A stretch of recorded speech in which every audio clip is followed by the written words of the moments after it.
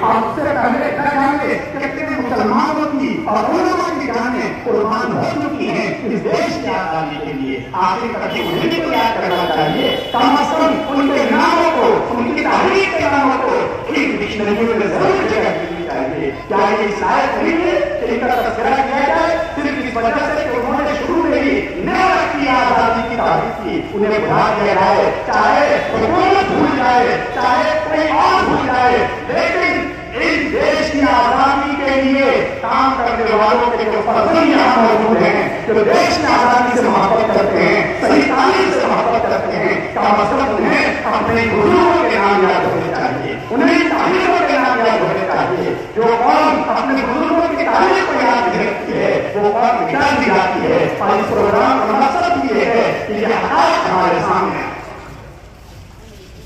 میرے محترم بزرگوں اور دوستوں, 1857 میں طے تھا مولانا احمد اللہ صاحب اور ان کے رفقا کئی علاقوں میں اس کے لیے باضابطہ محنت کر رہے ہیں, اور طے یہ ہوا تھا کہ 31 مئی کو جتنے ہندوستانی ہیں جو فوج میں وہ بیک وقت بغاوت کریں گے, اور انگریزوں کے لیے اس کا مقابلہ کرنا آسان نہیں ہے.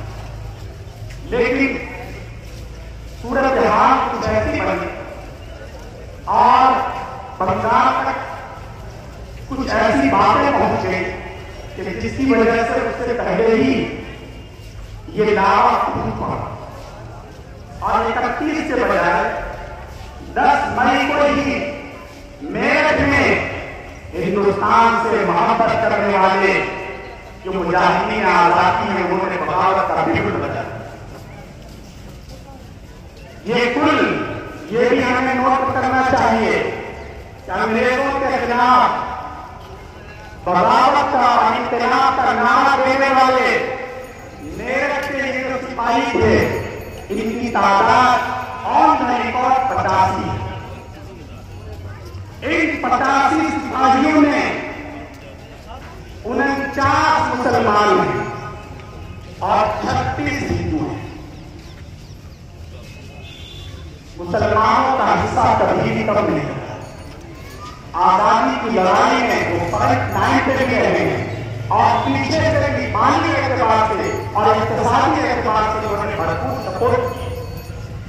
آزادی کے آخری مرحلے میں سبھاش چندر بوس نے جب انڈین نیشنل آرمی قائم کی ہے تو آپ کو یاد ہونا چاہیے کہ ایک مسلمان شخص ہے جس نے اپنی پوری دولت اس قائم ہونے والی نئی آرمی کو دیش کی آزادی کی محبت میں وقت کر دی. یہ میمن عبدالحمید یوسف تھے, نام یاد رکھنا چاہیے. میمن عبدالحمید یوسف جو بڑے دولت مند تھے, لیکن پوری دولت جو اس وقت کے اعتبار سے جس کی مالیت 1 کروڑ روپے تھی, 1 کروڑ روپے کی اس زمانے میں بہت زیادہ اہمیت تھی, انہوں نے پورے 1 کروڑ روپے انڈین نیشنل آرمی کو عطیہ کر دیا. اور اس طرح ہر طرح سے مسلمانوں نے سپورٹ کی ہے, اور اس طرح یہ معاملہ چلتا رہا. لیکن 1857 کے انقلاب میں بظاہر ناکامی ہو گئی.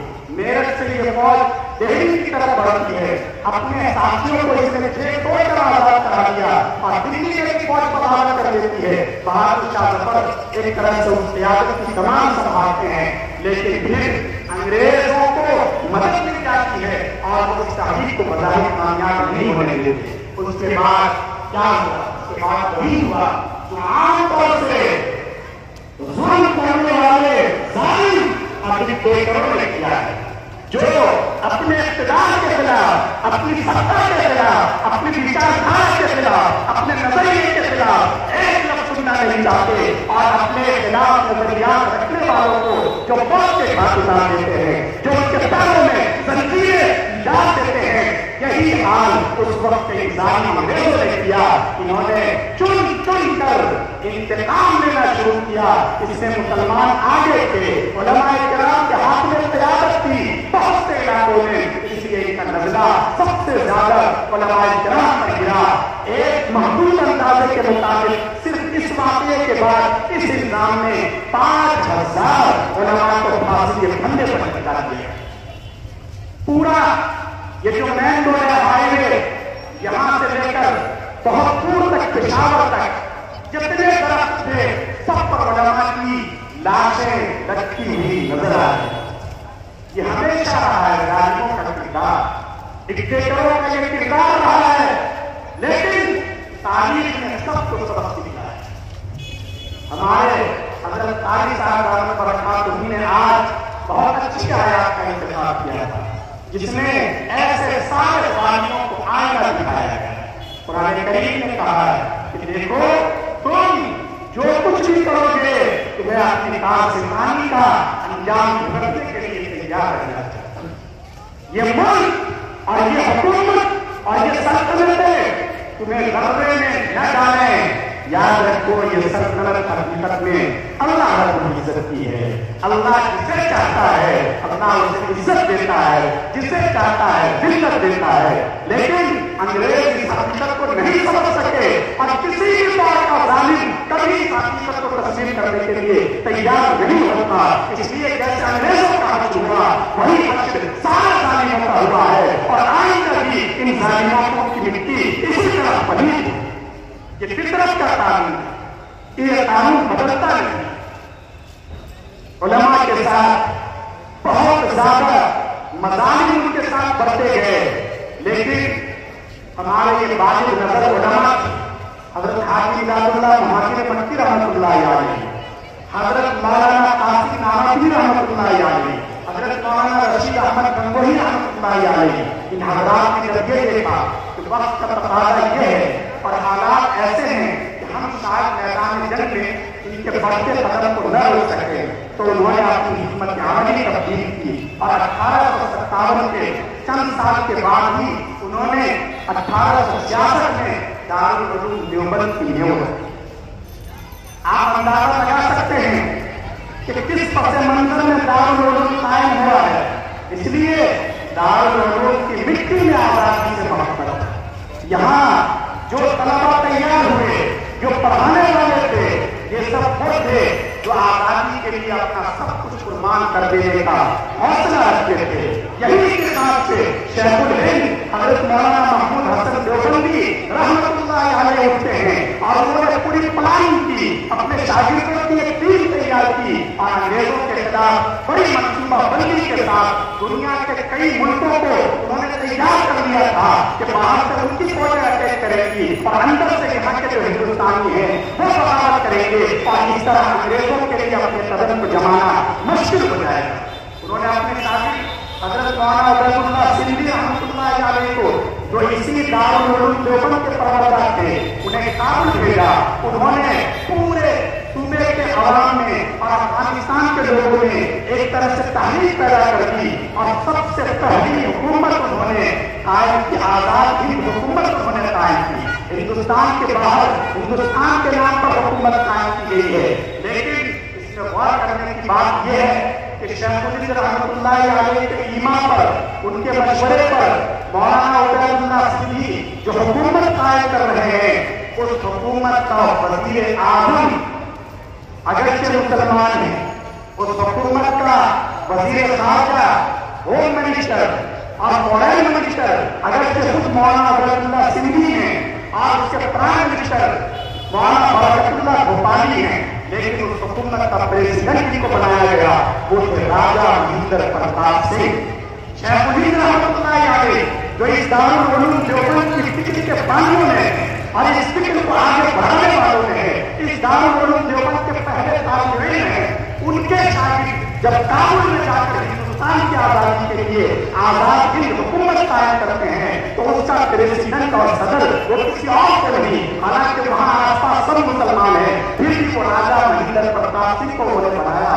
उन्होंने ये मैसेज दिया, उन्होंने ये पैगाम दिया कि इस देश में हिंदू भी है, मुसलमान भी है, सिख भी है, ईसाई भी है, हमारी पॉलिसी सिर्फ अपने आप को प्रमोट करने की नहीं होनी चाहिए। हमारी पॉलिसी सबको लेकर चलने की है। अगर हम सबको लेकर चलेंगे तो वाकई हिंदुस्तान आगे बढ़ेगा, आपस में भाईचारा रहेगा और हिंदुस्तान में जो मोहब्बत की खुशबू फैली है वो मोहब्बत की खुशबू और ज्यादा है।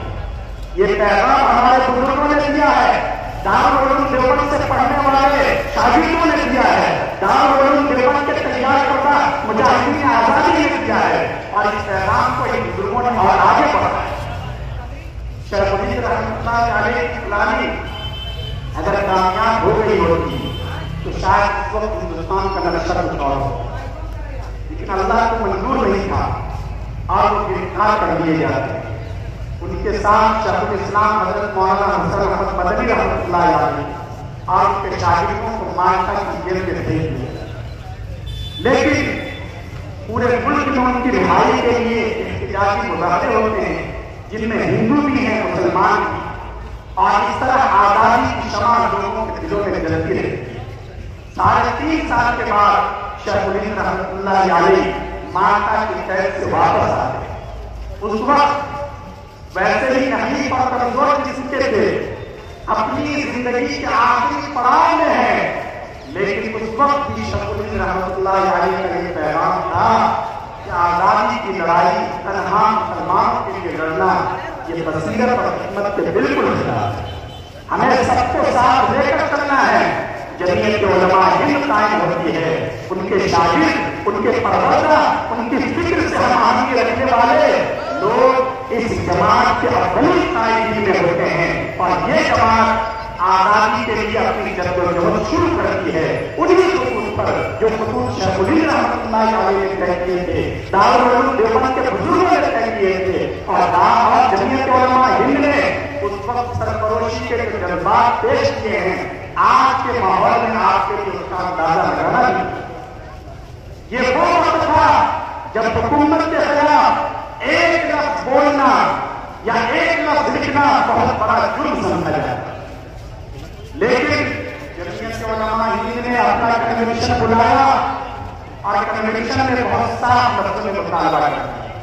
ये वो वक्त था जब ऑल इंडिया नेशनल कांग्रेस वजूद में आ चुकी है, उसके बड़े बड़े लीडर मुल्क के कोने कोने में अपने प्रोग्राम कर रहे हैं, लेकिन अंग्रेजों से वो चंद सियासी मुराद के अलावा किसी चीज का मुकाबला नहीं कर रहे। वो अपने हुकूक के लिए और राइट्स के लिए लड़ रहे हैं। ये जमीयत उलमा हिंद पहली जमात है जिसने अपने कन्वेंशन में कहा कि हमें पूरे मुल्क की आजादी चाहिए, हमें चंद रियायतों की भी बिल्कुल मजबूत नहीं है। ये जमीयत ने जब अपने कन्वेंशन में ये मुतालबा मंजूर किया है, बाद में जाकर कांग्रेस ने रद्दो-फताह के बाद जमीयत के इस मुतालबे की आई। ये सारी चीजें आपके रिकॉर्ड मौजूद हैं। हमारे बुजुर्गों ने कभी बातिल के आगे अपना सर नहीं झुकाया, कभी इस मुल्क की आजमत पर, आन पर, बान पर आंच नहीं आने दी। शेखुल इस्लाम हजरत मदनी रहमतुल्लाह अलैहि को गिरफ्तार कर दिया जाता है। एक मर्तबा नहीं, वो कई बार गिरफ्तार होते हैं। एक गिरफ्तारी इस सिलसिले में होती है कि उन्होंने अंग्रेजों के खिलाफ फतवा जारी कर दिया था, उस पर दस्तखत करके उन्हें कराची तलब किया जाता है और एक कैदी की हैसियत से कराची के हाल में अंग्रेज जज के सामने पेश किया। अंग्रेज जज बड़े कड़क लहजे में पूछता है, मुल्ज़िम हुसैन अहमद, क्या तुमने ये फतवा दिया है कि मुसलमानों का अंग्रेज फौज में शामिल होना हराम है? हजरत मौलाना हुसैन अहमद मदनी रहमतुल्लाह अलैहि निहायत वक़ार और इत्मीनान के साथ जवाब दिया।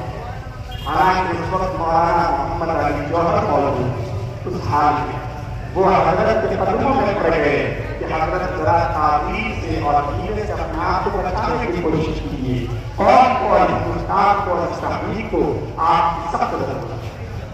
लेकिन हजरत मदनी इसकी साथ पर बड़े ही इत्मीनान से जवाब देते हैं कि जी मैंने ये फतवा दिया है और अभी भी मैं ये कहता हूं कि मुसलमानों का अंग्रेजी फौज में शामिल होना हराम और इस्लाम से बदकारी। जब परेशान हो जाता है, पहलू बदल कर वो जिहाद करते लहजे में पूछता है, मुल्जिम हुसैन अहमद, क्या आपको मालूम है इसकी सजा क्या है? हजरत मदनी रहमतुल्लाह अलैहि, अल्लाह की करोड़ों रहमतें नाज़िल हों हमारे बुजुर्गों की तुर्बतों पर, जिन्होंने कभी भी बातिल के सामने सर न झुकाने का हमें दर्द दिया है।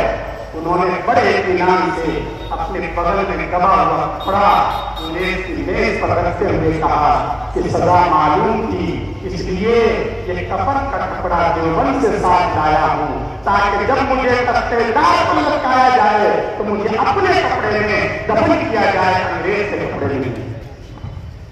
ये हमारे बुजुर्गों की तारीफ है।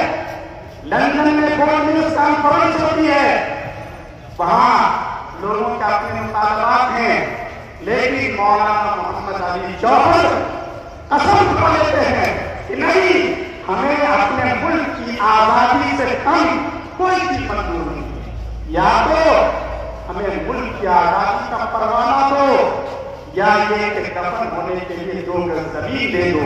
उन्होंने कसम खाई कि मैं अपने गुलाम मुल्क का चेहरा नहीं देखा। अल्लाह रब्बुल इज्जत ने उनकी लाज रखी, और जब वो वापसी का इरादा कर रहे थे, रास्ते में ही उनका इंतकाल हो जाता है, और हुकूमत अपने खर्च पर उनकी नाश को तस्वीर पहुंचाती है, और अंबिया की पाक और मुकद्दस सरजमीन में हमेशा के लिए वापसी हो। ये हमारे बुजुर्गों ने उस वक्त आजादी की लड़ाई के लिए महमेज का काम किया है, और ये चराग से चराग जलाने का ये सिलसिला चलता रहा। दारुल उलूम देवबंद इस तहरीक का कायम रहा, और यहाँ से कई तहरीकों की क़यादत की है, और इस तरह ये काफिला चलता रहा। और 1947 में रात को 12 बजे 15 अगस्त यही तारीख पे ऑल इंडिया रेडियो से बाकायदा इस मुल्क की आज़ादी का ऐलान हुआ। लेकिन उस दिन का जो सुबह का सूरज शुरू हुआ था, लोग किरणों में जश्न मना रहे थे, एक दूसरे को फूल तकसीम कर रहे थे, मिठाइयां खिला रहे थे, लेकिन उसकी किरणों में हमारे उन हजारों और सैकड़ों बल्कि लाखों उलमा के खून की सुर्खी भी शामिल थी, जिन्होंने अपने आप को इस देश की आजादी के लिए कुर्बान किया। ये हमारे इस मुल्क की तारीख है, हमारे बुजुर्गों की तारीख है। नई नस्ल को ये सब समझना चाहिए, ये जानना चाहिए। मुसलमानों की कमजोरी ये है कि वो तारीख साफ तो है, वो तारीख बनाते हैं, लेकिन जब तारीख नवीसी होती है, तारीख की चीजें मुरतब की जाती हैं, तो कभी वो खुद ही अपने आप को अलग कर देते हैं, या जो लोग तारीख लिखने वाले होते हैं वो अपने काम के एजेंडे के तहत उन्हें साइड कर देते हैं। ये बहुत बुरी बात है। तारीख के साथ नाइंसाफी या अच्छी चीज नहीं है। जो तारीख जैसी है उसे हमें इसी तरह पेश करना चाहिए। अगर हमने देश के सामने बिगड़ी हुई तारीख पेश की है तो ये हम हकीकत में अपनी नस्लों पर, यहाँ के पढ़ने वालों पर और यहाँ के जो तालीम याफ्ता अफराद हैं उन पर अन्याय कर रहे हैं, हम उन पर जुल्म कर रहे हैं, हम उन्हें झूठी चीजें बता रहे हैं, हम उन्हें फिर जहालत के अंधियारे में ले जा रहे हैं। इसलिए जरूरत इस बात की है कि जो सही इल्म की रोशनी है उस रोशनी को फैलाया जाए। इस मुल्क में इस वक्त की बड़े मसाइल हैं और इतना बड़ा मुल्क है, मसाइल की कसरत रहेगी ही, लेकिन उसी बसीरत के साथ, उसी वतन दोस्ती के साथ, मोहब्बत के जज्बात के साथ आपके एक मुसलमान होने की हैसियत से, जिसे अल्लाह तबारक व तआला ने खैर उम्मत करार दिया है, जिसका किरदार दावत का है, जिसका किरदार मोहब्बत का है, हमें अपना किरदार अदा करने से कभी भी पीछे नहीं हटना चाहिए। हुकूमतें आती हैं जाती हैं, लेकिन इस मुसलमान होने की हैसियत से वतन के हवाले हमारे ऊपर जो कर्ज है और उसके जो तकाज़े हैं हमें उन्हें जरूर अदा करना है। मैंने जो रिवायत पढ़ी है उस रिवायत में सल्लल्लाहु अलैहि वसल्लम ने ये तालीम की है कि कोई भी मुसलमान होगा उसके दिल में इंसानियत से मोहब्बत होगी, लोगों के का ख्याल रखेगा। वो मुसलमान सिर्फ वो नहीं है जो अपने लिए जीता है, कोई तुम खैर उम्मा, मुसलमान तुम बेहतरीन उम्मत हो। बेहतरीन उम्मत इसलिए नहीं हो कि तुम बहुत नमाजें पढ़ते हो, बहुत रोजे रखते हो, बहुत इबादतें करते हो, ये चीजें पिछली उम्मतों में नहीं थी और ये चीजें तो हमारे लिए फर्ज है, ये तो हमें करना ही है। कुरान करीम कह रहा है तुम बेहतरीन उम्मत इसलिए हो कि खुरिजत लिन्नास, इसलिए कि तुम दूसरों की नफा आसानी के बारे में सोचते हो। तुम्हारे दिल में सिर्फ अपनी मोहब्बत नहीं होती, अपनी फिक्र नहीं होती, बल्कि तुम्हारे दिल में दूसरों की भी फिक्र होती है। अगर मोहल्ले में आग लगती है तो तुम्हें सिर्फ अपने घर की आग बुझाने की फिक्र नहीं होती, बल्कि तुम्हें पड़ोसियों की आग बुझाने की भी इसलिए इतनी फिक्र होती है। इसलिए तुम खैर उम्मत हो, बेहतरीन उम्मत हो। इसलिए मुसलमानों को अपना किरदार अदा करना है। इस वक्त हालात यकीन बहुत ज्यादा नाजुका दे हैं और मुसलमानों के लिए तरह तरह की परेशानियां हैं, कई तरह के शिकंजों में उन्हें कसा जा रहा है, फिरकावाराना फसादात का सिलसिला है, उनके अमलाक पर बुलडोजर चलाए जा रहे हैं। लेकिन इन हालात के बावजूद भी हमें मायूस नहीं होना है। ये फिरका परस्त ताकतें ये चाहती हैं, इनका पहला एम ये है कि किसी तरह मुसलमानों के हौसलों को पस्त कर दिया जाए। ये इस पोजीशन में न रहे कि कोई डिसीजन ले सकें, कोई फैसला ले सकें। लेकिन ऐसे मौके पर हमें बड़ी अहमियत के साथ, बड़ी हिकमत के साथ और बड़े हौसलों के साथ खड़ा रहने की जरूरत है। हालात हमेशा एक जैसे नहीं रहते, हालात में तब्दीली आती है और ये फितरत के कुछ अपने निजाम है, उसके मुताबिक हमें अपने आप को भी सुधारना है। हमारे अंदर दीन पर अमल का बेतना जज्बा होना चाहिए। अल्लाह पाक ने हमें आजाद हिंदुस्तान के आजाद बनाए दिए हैं, तो हम सबसे पहले अल्लाह के गुलाम हैं, अल्लाह के महबूब हैं। हम अल्लाह के अलावा किसी भी मनुष्य की और किसी भी संस्था की और किसी भी ताकत की और पावर की गुलामी कबूल नहीं कर सकते। लेकिन हमें उसी गुलामी के बंधन में मजबूती के साथ बनना पड़ेगा। हमारे अंदर अमानत हो, हमारे अंदर खुददारी हो, एक दूसरे के लिए मरने मिटने का जज्बा हो, सच्चाई और वफा, एक दूसरे से किए गए वादे को निभाने का हमारे अंदर जज्बा हो। हम सही मानों में मुसलमान हैं और हम जब जितने अच्छे मुसलमान होंगे इतने ही अच्छे हम इस देश के लिए और यहाँ के विकास के लिए और यहाँ की तरक्की के लिए अपना किरदार अदा कर सकेंगे। अल्लाह तबारक व तआला मुझे भी तौफीक दे और आपको भी तौफीक अमल से नवाजे। आमीन।